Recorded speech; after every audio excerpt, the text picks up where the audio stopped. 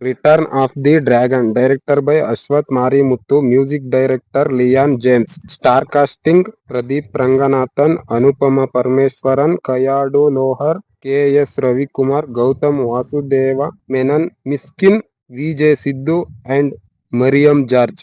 ಪ್ರದೀಪ್ ರಂಗನಾಥನ್ ಅವರ ಮೊದಲ ಸಿನಿಮಾವಾದ ಲವ್ ಟುಡೇಯನ್ನು ನಿರ್ದೇಶಿಸಿ ಅವರೇ ಆಕ್ಟ್ ಮಾಡಿ ಅವರು ಮೂಡಿಸಿದ ಭರವಸೆಯನ್ನು ಈ ಚಿತ್ರದ ಮೂಲಕ ಅವರು ಲವ್ ಟುಡೇಗಿಂತ ಡ್ರ್ಯಾಗನ್ ನಲ್ಲಿ ಭಿನ್ನವಾದ ಪಾತ್ರವನ್ನು ಮಾಡಿದ್ದಾರೆ. ಪರ್ಸನಲಿ ನನಗೆ ಅವ್ರ ಪಾತ್ರ ತುಂಬಾ ಇಷ್ಟ ಆಯ್ತು. ಈ ಮೂವಿಯ ಕತೆ ಶುರುವಾಗೋದು D Raghavan alias dragon 48 subject drop out ಆಗಿ ಕಾಲೇಜು ಬಿಟ್ಟವನು ಮತ್ತೆ ಅವನ ಲವ್ವರ್ ಕೀರ್ತಿ ಅವನ ಬೇಜವಾಬ್ದಾರಿ ವರ್ತನೆಗೆ ಅವನನ್ನು ಬಿಟ್ಟು ಹೋದಾಗ ನಂತರ ಅವನು ಸಕ್ಸಸ್ಫುಲ್ ವ್ಯಕ್ತಿಯಾಗಲು ಫೇಕ್ ಸರ್ಟಿಫಿಕೇಟ್ ಗಳನ್ನು ಬಳಸಿ ಹೈಯರ್ ಪೊಸಿಷನ್ ಗೆ ಹೋಗುತ್ತಾನೆ. ನಂತರ ಮತ್ತೆ ಅಚಾನಕ್ಕಾಗಿ ಮತ್ತೆ ಕಾಲೇಜಿಗೆ ಬರುವ ಪರಿಸ್ಥಿತಿ ಬರುತ್ತೆ. ರಾಘವನ್ ಅಲಿಯಾಸ್ ಡ್ರ್ಯಾಗನ್ ಕಾಲೇಜಿಗೆ ಬಂದವನು 48 ಸಬ್ಜೆಕ್ಟ್ ನ ಕ್ಲಿಯರ್ ಮಾಡಿದನ ಎನ್ನುವುದೇ ಮೂವಿಯ ಒನ್ ಲೈನ್ ಸ್ಟೋರಿ.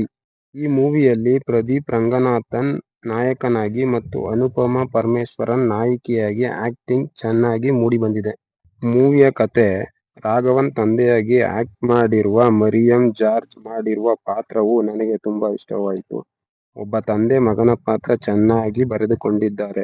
ಕಾಲೇಜಿನಲ್ಲಿ ಬರುವಂತಹ ಸೀನ್ಸ್ ಗಳು ಸಹ ಬಹಳ ಎಂಗೇಜ್ ಆಗಿವೆ.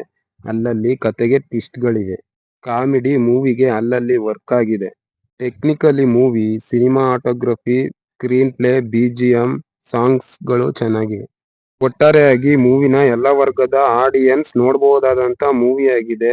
Must watch for college students. ಏಕೆಂದ್ರೆ ಕಾಲೇಜ್ ನ ಲೈಫ್ ನಲ್ಲಿ ಆಗುವಂತಹ ಅನುಭವಗಳನ್ನು ಮೂವಿಲಿ ತೋರಿಸಿರೋದು.